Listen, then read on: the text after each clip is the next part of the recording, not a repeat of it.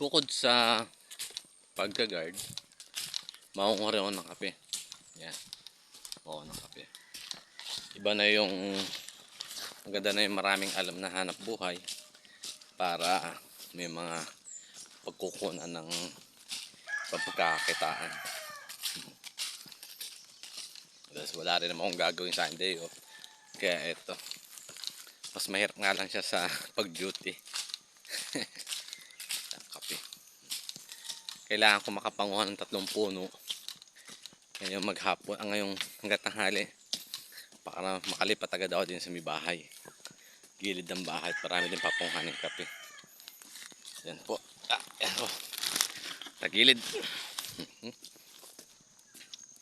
Ganda tong hagdan na to. Ulit. Magaan-gaan. Hindi mabigat yung nakaw. Pamaihataw. Mahaba-haba rin tong hagdan eh. Mata, munguha ng kape. Sana makarami. Bali kami umalis na ang 8:30 ng umaga. Tirik na rin ng araw. Sarap manguha ng kape kasi hindi siya ganun kainit.